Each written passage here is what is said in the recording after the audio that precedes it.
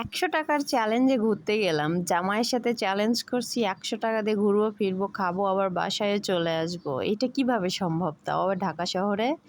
হ্যাঁ, এটা আজকে সম্ভব করে দেখাবো। এইজন্য আমি চলে আসছি আজকে বিকালবেলা জামাইয়ের সঙ্গে ছোট্ট একটা রেস্টুরেন্টে। কিন্তু ছোট্ট রেস্টুরেন্ট হলেও জায়গাটা কিন্তু অনেক সুন্দর। নদীর উপরে ছোট্ট একটা রেস্টুরেন্ট, পাশেই কিন্তু ব্রিজ। তো সিম্পলের মধ্যে জায়গাটা কিন্তু অনেক বেশি সুন্দর। তো এটা যেমন সুন্দর, এখানকার খাবারগুলো তেমন সুন্দর ছিল। আমার তো অনেক বেশি ভালো লাগছে। শুধু আমরাই না, এখানে দেখলাম প্রায় সব টেবিলই বুক, সবাই লোকজন আসতেই আছে, আসতেই আছে। এর আগেও আমি ২-৩ বার এখানে আসছি, বাট সেভাবে কখনো ভিডিও করা হয় নাই। আজকে চিন্তা করলাম আপনাদের সঙ্গে ব্যাপারটা শেয়ার করা যাক। তো এই যে আমরা বসে পড়ছি, বসে এখন আমরা অর্ডার করে দিলাম। কি অর্ডার করছি শুনবেন?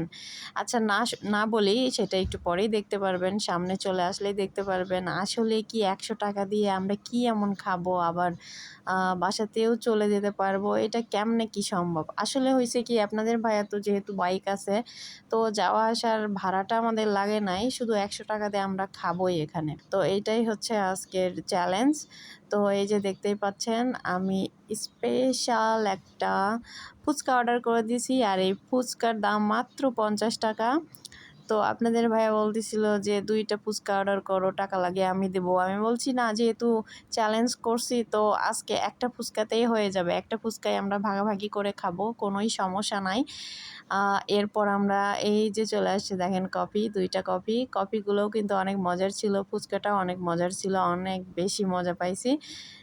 কিন্তু মানে একজনে যদি ২ প্লেট করে খাইতে পারতাম তাহলে তৃপ্তি হইতো। তো যেহেতু আজকে চ্যালেঞ্জ করছি, এইজন্য চ্যালেঞ্জে তো যেকোনোভাবে আমাকে জিততেই হবে। এইজন্য করে আমি আর বাড়াবাড়ি করলাম না। আপনাদের ভাইয়া চাচ্ছিল যে আমি আরও যেন নেই, অর্ডার করি। ও অর্ডার করতে চাইছিল। আমি বলছি যে না, এটা করব না।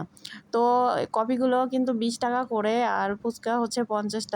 তাইলে আমাদের বিল আসতেছে এখানে ৳৯০। ঠিক আছে? ৳৯০ আমরা এখানে রেস্টুরেন্টে বসে খাচ্ছি। ব্যাপারটা মজার না? অনেক বেশি মজার, অনেক ইন্টারেস্টিং।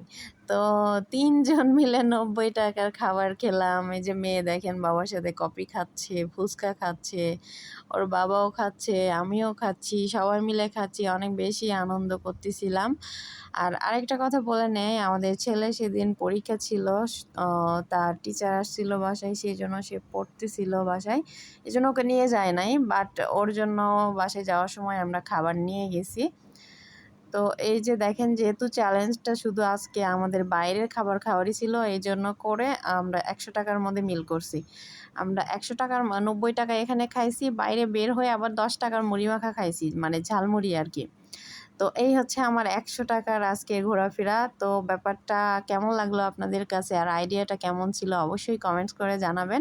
আসলে জীবনে সুখী থাকতে হইলে অনেক বেশি টাকার প্রয়োজন নয়। একটু বুদ্ধি করে চললে আর স্বামী-স্ত্রীর মধ্যে মিল থাকলে 100% সুখে থাকতে পারবেন। শুধু ২ জনের মধ্যে মিল মহব্বতটাই একটু থাকতে হবে। এইটাই যথেষ্ট। তাছাড়া আর কোনো কিছুর দরকার হয় না।